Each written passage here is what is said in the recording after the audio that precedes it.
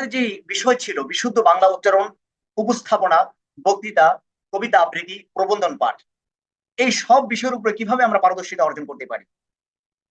প্রথমত, আপনি যদি বক্তব্য যদি চমকপ্রদত্ত করতে চান, উপস্থাপনা যদি চমৎকার করতে চান, অথবা আমরা যখন কথা বলছি এই কথাটি আপনি যার সাথে বলছেন না কেন এই কথাটা যেন চমক প্রদত্ত হয়, এই জন্য প্রয়োজন হলো আমাদেরকে কিছু নিয়ম আছে, যে বিষয়গুলোকে যদি আমরা ফলো রেখে আমরা প্র্যাকটিস করে অনুশীলন করে এর চর্চাটা যদি আমরা অব্যাহত রাখি, তাহলে দেখা যাবে আপনার বক্তব্য, আপনার উপস্থাপন, আপনার কবিতা আবৃত্তি, আপনার প্রবন্ধন পাঠ, এই সব বিষয়ে পারদর্শিতা অর্জন করতে পারছেন। আমরা প্রথম ক্লাসে আমরা দেখতে পেয়েছিলাম যে বাংলা ভাষায় যে আমরা কথা বলছি এটা ডিপেন্ড করছে হলো আমাদের বর্ণের উপরে। আমরা বক্তব্য অথবা কথা বলতে বললেই আমাদের বর্ণের প্রয়োজন হয়। যখন আমাদের বর্ণটি সঠিকভাবে জানা হয়ে যায় তখন কিন্তু আপনি চমৎকার ভাবে বলতে পারবেন। সেই জন্য আমরা প্রথম ক্লাসে স্বরবর্ণ এবং ব্যঞ্জন বর্ণের সঠিক উচ্চারণ আমরা দেখতে পেয়েছি। এরপর দ্বিতীয় ক্লাসে আমরা এই বর্ণটি যাতে করে ভুল না হয় এই জন্য কোন বর্ণগুলো আমরা সচরাচর ভুল করি এই বর্ণগুলো আমরা দেখতে পেয়েছি। এরপর আমরা দেখতে পেয়েছি যে কিভাবে আমরা প্রতিটা বর্ণ উচ্চারণের মাধ্যমে জড়তা মুক্তকরণ করতে পারি। কারণ হলো আমাদের মূল গন্তব্যে আমাদেরকে যেতে হবে। আমাদের যে বক্তব্য উপস্থাপন সেখানে যে আমাদের যাতে করে ভুল না হয়, কোনো বর্ণের উচ্চারণটা ভুল না হয়, আপনি যেন প্রত্যেকটা বিষয়ে চমক প্রদত্ত ভাবে বলতে পারেন। এই জন্য আমরা দেখেছিলাম হলো যে বর্ণের প্র্যাকটিসটি জড়তা মুক্তকরণের প্র্যাকটিস। আজকে আমরা দেখব চতুর্থ ক্লাস, তৃতীয় ক্লাস। এই তৃতীয় ক্লাসে আমরা দেখব বিরাম চিহ্নের পরিচিতি প্রয়োগ। বিরাম চিহ্নের পরিচিতি প্রয়োগ এটা খুবই জরুরি।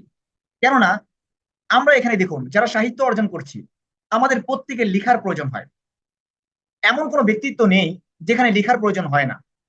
আপনি ফেসবুকিং করছেন, কারোর সাথে মেসেজিং করছেন, সেখানে লেখার প্রয়োজন হচ্ছে। অথবা আপনি পরীক্ষার খাতায় লিখছেন, সেখানে লেখার প্রয়োজন হচ্ছে। অথবা আপনি চিঠি লিখছেন, সেখানে লেখার প্রয়োজন হচ্ছে। এখন সোশ্যাল মিডিয়ার যুগ, আপনার অনেক মেসেজিং করার প্রয়োজন হয়, প্রত্যেক জায়গায় আমাদের লেখার প্রয়োজন হয়। কিন্তু আমরা যে লেখাগুলো ফেসবুকে দেখতে পাই সেই লেখাগুলোর যদি 5টা লাইন হয়ে থাকে সেই লাইনের ভিতরে অন্তত 15টা ভুল হয়ে থাকে। তাহলে এই যে ভুলগুলো হচ্ছে এর কারণগুলো কি? আমরা পরীক্ষার খাতা দেখতে পাই, স্টুডেন্টদের তাদের পরীক্ষার খাতার ভিতরে দেখতে পাই যে অন্তত প্রত্যেকটা পেজের ভিতরে অহরহ ভুল। এই ভুলটা কেন হয়? এই জন্য আমাদেরকে বিরাম চিহ্নের পরিচিতি জানতে হবে। এই জন্য তৃতীয় ক্লাসে আমরা বিরাম চিহ্নের পরিচিতি নিয়ে এসেছি, যাতে করে আমাদের তৃতীয় ক্লাস থেকেই বিরাম চিহ্নের পরিচিতিটা আমরা সঠিকভাবে লেখাটা আমরা শিখে যাই। এরপর আমরা রোজনামচা দেখবো যে আপনি কোর্সের শেষ পর্যন্ত প্রতিদিন যাতে করে 1 পৃষ্ঠা লিখেন। এই লেখার মাঝে আপনার নিজের লেখা আপনি নিজে অনুসন্ধান করবেন, নিজের লেখাকে নিজে পরীক্ষা করবেন যে আপনার লেখার মাঝে কয়টা ভুল আছে। এখন আসুন আমরা প্রথমত বিরাম চিহ্নের পরিচিতি, এই চিহ্নগুলোর নাম দেখব। এরপর কোন চিহ্নকে কেন আমরা ব্যবহার করব এটি আমরা এরপরে দেখব। তাহলে আমরা ক্লাসে শুরু করব। প্রথমত আমরা এখানে দেখছি যে বিরাম চিহ্ন, জ্যোতি চিহ্ন, ছেদ চিহ্ন, 3টি নামের যে কোনো একটি নামে আমরা অবহিত করতে পারি। হয়তো বা বিরাম চিহ্ন বলতে পারি, জ্যোতি চিহ্ন বলতে পারি, ছেদ চিহ্ন বলতে পারি। 3টি নামের যে কোনো একটি নামে আমরা অবহিত করতে পারবো। হয়তো বা বিরাম চিহ্ন বলবো, অথবা জ্যোতি চিহ্ন বলবো, অথবা ছেদ চিহ্ন বলবো। এখন প্রথমত আসুন তাহলে আমরা বিরাম চিহ্ন এই নামে আমরা বেশিরভাগ ক্ষেত্রে ব্যবহার করে থাকি। বিরাম চিহ্নের পরিচিতি আমরা দেখবো আজকে। প্রথমত আসুন আমরা নাম জেনে নিচ্ছি। এটিকে বলা হয় দাড়ি। দাড়ি আমরা প্রত্যেকে ব্যবহার করতে পারি, যে কোনো পূর্ণাঙ্গ বাক্যের শেষে আমাদেরকে দাড়ি ব্যবহার করতে হয়। এরপর হচ্ছে কমা। কমা হলো আমরা সবাই দাড়ি এবং কমার মাঝে আমরা সবাই সীমাবদ্ধ, অর্থাৎ দাড়ি এবং কমা আমরা সবাই জানি, কিন্তু আরো যে বাকি বিরাম চিহ্ন আছে সেগুলো কিন্তু আমরা জানছি না। সেজন্য এটিকে বলা হয় দাড়ি, এটিকে বলা হয় দুদাড়ি, এটিকে বলা হয় কমা, এটিকে বলা হয় ঊর্ধ্ব কমা। একটি হচ্ছে কমা নিচ দিক দিয়ে হয়, আর একটা হচ্ছে লেখার উপরে হয়। এটি হচ্ছে কোলন। এই যে এই চিহ্নটাকে বলা হয় কোলন, অথবা কোলন চিহ্ন। কোলন চিহ্ন এখানে কমন আছে, এখানে আমরা কোলন বলবো, ঠিক আছে? এটা হলো কোলন চিহ্ন। অর্থাৎ এই যে দুইটা ফোঁটা অথবা দুইটা ডট, এই দুটো ডটকে বলা হয় কোলন চিহ্ন। এবং এটিকে বলা হয় সেমিক্লোন। একটি ডট থাকবে এবং একটি কমা থাকবে, এই চিহ্নটাকে বলা হবে সেমিক্লোন। এরপর হচ্ছে আমরা দেখতে পাচ্ছি ড্যাশ, এটিকে বলা হবে ড্যাশ চিহ্ন, এটিকে বলা হবে ড্যাশ চিহ্ন। এরপর হলো হাইপেন। এই যে আমরা একটি দাগ দেখতে পাই, ড্যাশ হলো একটা হলো লেখার নিচে এভাবে একটা দাগ থাকে, এটাকে বলা হয় ড্যাশ। আরেকটি হচ্ছে লেখার মধ্যবর্তী স্থানে এভাবে একটা দাগ দেওয়া হয়, এটাকে বলা হয় হাইপেন। হাইপেন, তো এই স্থানটার নাম হলো হাইপেন। এবং এটাকে বলা হয় কোলন ড্যাশ।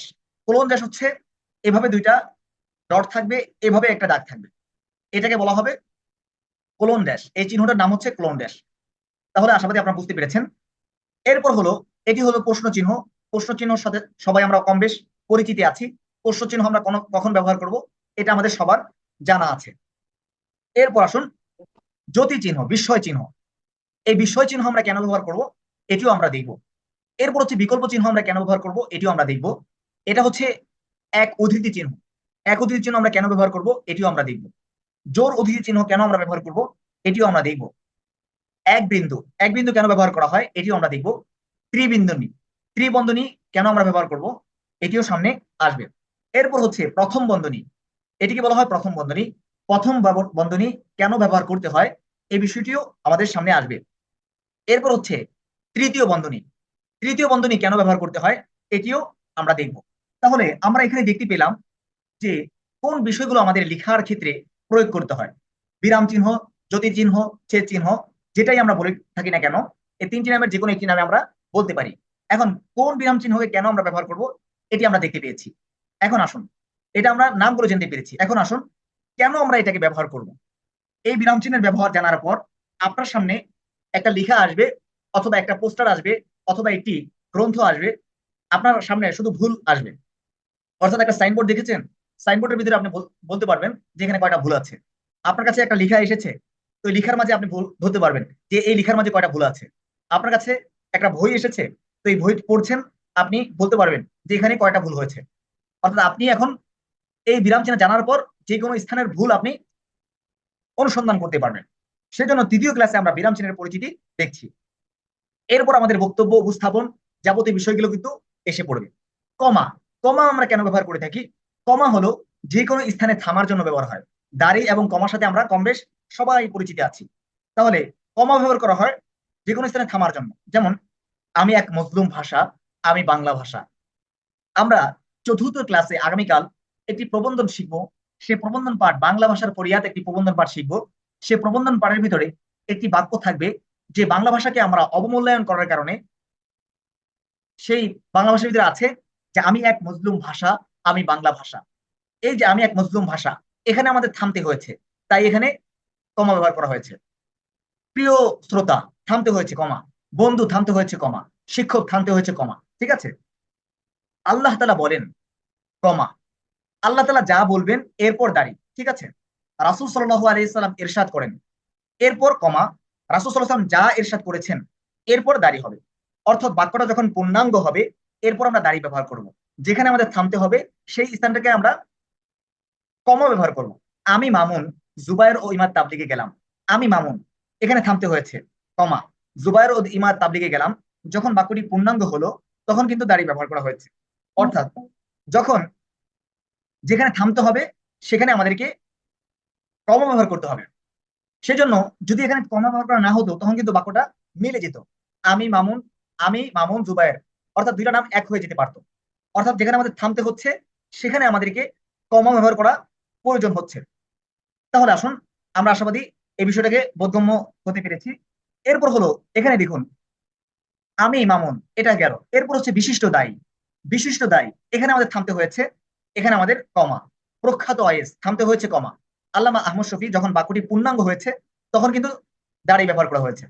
এরপর হলো শুদ্ধ ভাষার পাঠশালা, থামতে হয়েছে কমা। হাটাজারি, থামতে হয়েছে কমা। যখন বাক্যটি পূর্ণাঙ্গ হলো এরপর দাড়ি ব্যবহার করা হয়েছে। এরপর দাড়ি কেন ব্যবহার করা হয়, সংখ্যার ক্ষেত্রে সংখ্যা বোঝানোর জন্য দাড়ি ব্যবহার করা হয়। অনেক সংখ্যাকে বোঝানোর জন্য দাড়িকে ব্যবহার করা হয়। আশাবাদী আমরা কমা কেন ব্যবহার করব এটা আমাদের বোধগম্য হয়েছে, আমরা বুঝতে পেরেছি। যে কোনো স্থানে থামতে হলে আমাদেরকে কমা ব্যবহার করতে হবে। এরপর সামনে আপনারা বলবেন, সামনে ইম্পর্টেন্ট বিষয় চলে আসবে। আশাবাদী আপনারা এটা বুঝতে পেরেছেন। এখন আসুন আমরা কোলন দিয়ে দেখব।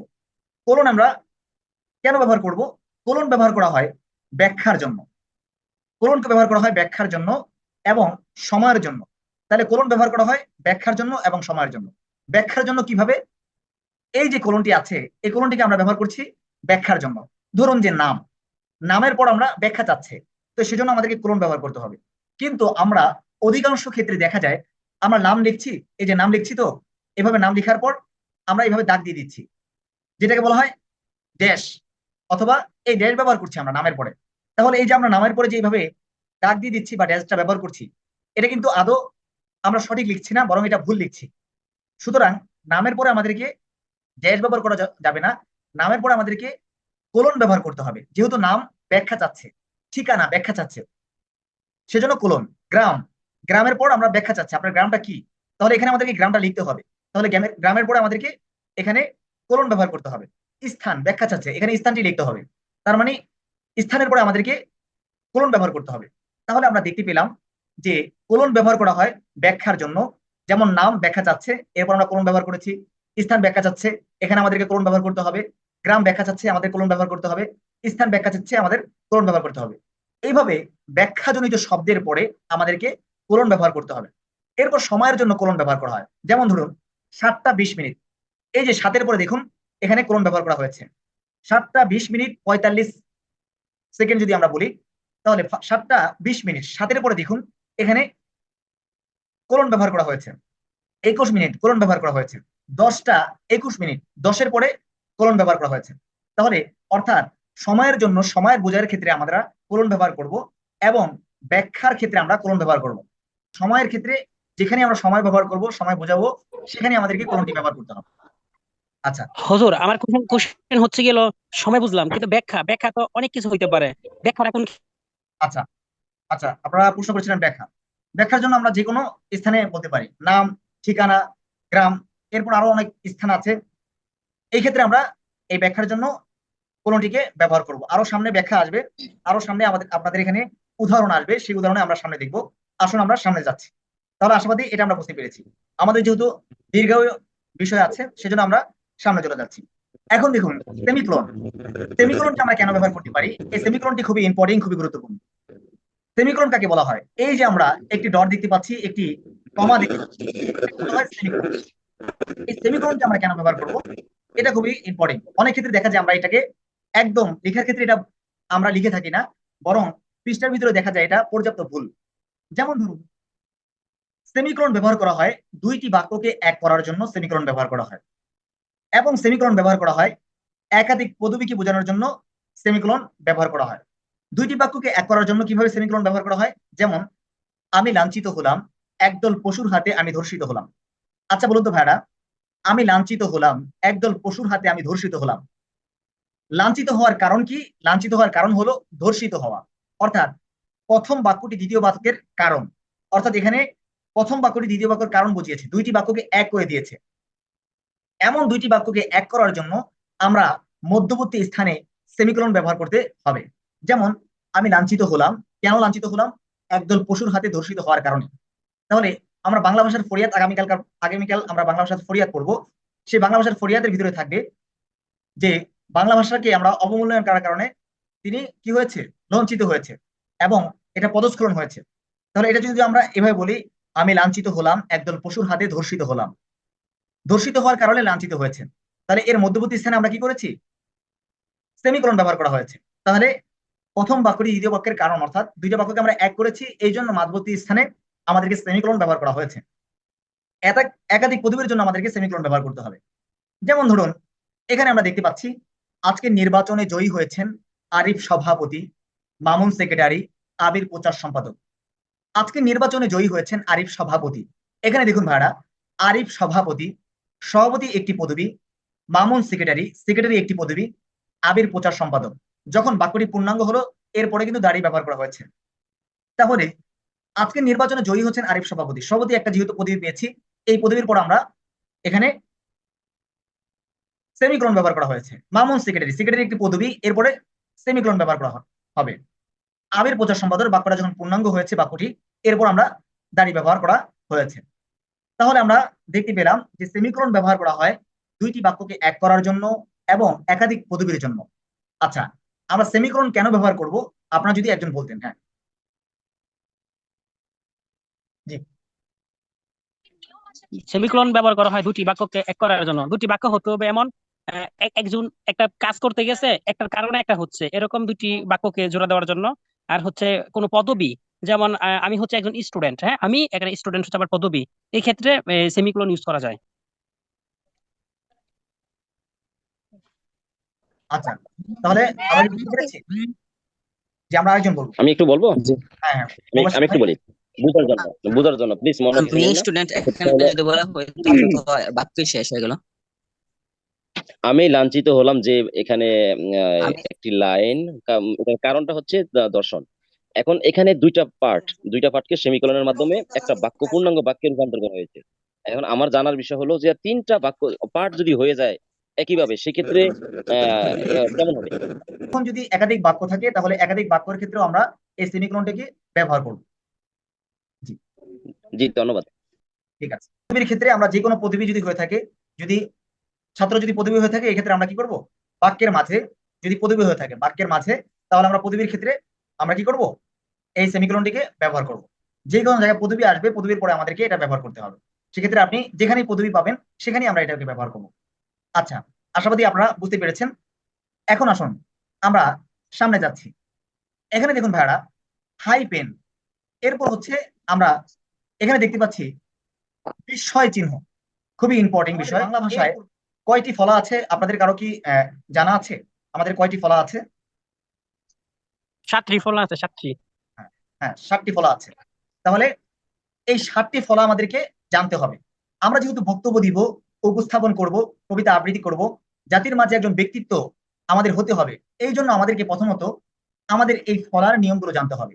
ফলার নিয়ম যখন আমরা জানছি না, এই ক্ষেত্রে আপনি যখন বলছেন আপনার বলাটা ভুল হচ্ছে, আপনি যখন লিখছেন আপনার লেখাটা ভুল হচ্ছে, আপনি যখন কোনো আবৃত্তি করছেন তখন কিন্তু ভুল হচ্ছে। এই ফলা, 7টি যে ফলা আছে, ব ফলা, ম ফলা, জ ফলা, র ফলা, এই যে ফলা আছে, এই ফলার নিয়ম আমাদেরকে জানতে হবে। এই নিয়ম যখন জানবো তখন আমাদের লেখা এবং বলা উভয়টা সঠিক হবে। আমরা অনেক ক্ষেত্রে দেখতে পাই অনেক গ্রহণযোগ্য ব্যক্তিবর্গ, অনেক গ্রহণযোগ্য বক্তা, তারা বক্তব্য দিয়ে থাকেন, কিন্তু বক্তব্যের মাঝে অনেক শব্দ আছে যে শব্দগুলো ভুল উচ্চারিত হয়ে থাকে।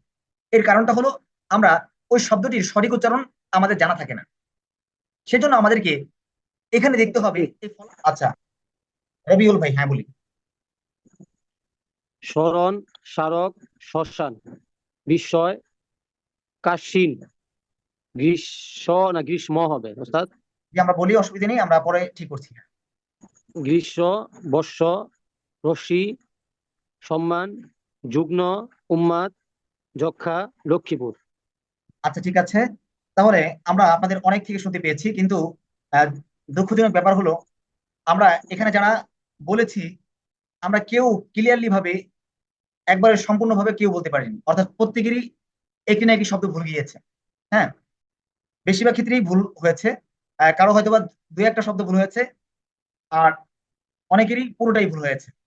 ঠিক আছে, এখন কেন ভুল হয়েছে এবং আমরা কেন ভুল করলাম এই বিষয়টা এখন আমরা দেখতে পারবো, এই জন্য আপনাদের থেকে আমরা শুনতে পেরেছি। ঠিক আছে, তাহলে আসুন এখন আমরা কেন ভুল করা হলো বা আমরা কেন ভুল করলাম আসুন। তাহলে প্রথমত আমরা দেখবো, এখানে দেখুন স্মরণ, স্মারক, শ্মশান, এটি আমরা সবাই বলতে পেরেছি, কিন্তু ভুল হয়েছে এই লাইন, এই লাইন। ঠিক আছে, কেন ভুল হয়েছে এটা আমরা দেখবো। আচ্ছা দেখুন, প্রথমত আমরা দেখতে পাচ্ছি ম ফলা। ম ফলা ব্যঞ্জন বর্ণের সংক্ষিপ্ত রূপকে ফলা বলা হয়, ব্যঞ্জন বর্ণের সংক্ষিপ্ত রূপকে ফলা বলে। আচ্ছা, ম ফলা অর্থাৎ ম কে বলা হয় ফলা, অর্থাৎ ম ফলা, এমন ফলা আছে 7টি। এখন আমরা ময়ের নিয়মটা জানছি, অর্থাৎ ময়ের নিয়মটি হলো ম যখন কোনো শব্দের শুরুতে আসবে তখন ময়ের উচ্চারণ হবে না। ম যেই কোনো শব্দের শুরুতে আসবে, বাংলার যেই কোনো শব্দের শুরুতে আসবে তখন তার উচ্চারণ হবে না। তাহলে এখানে আমরা ম শব্দের শুরুতে পাচ্ছি না মাঝে পাচ্ছি? জি, একদম বলি, শুরুতে পাচ্ছি। শুরুতে। তাহলে ময়ের উচ্চারণ হবে না, সেজন্য আমরা বলছি স্মরণ, সমরক। তাহলে আমরা সমরক বলবো না সড়ক বলবো? স্মারক বলবো না সমরক বলবো? স্মারক। স্মারক। স্মারক। এরপর শ্মশান, ময়ের উচ্চারণ হচ্ছে না, যদি ময়ের উচ্চারণ হতো তাহলে হতো সমরক। তাহলে আসুন, ম যখন কোনো শব্দের শুরুতে হবে তখন ময়ের উচ্চারণটি হবে না। তাহলে ম যেই কোনো শব্দের শুরুতে আসবে ময়ের উচ্চারণ কি হবে না? হবে না। তাহলে মটি এখানে আমরা কোথায় পাচ্ছি? শব্দের শুরুতে পাচ্ছি, এই জন্য ময়ের উচ্চারণ হবে না। স্মরণ, স্মারক,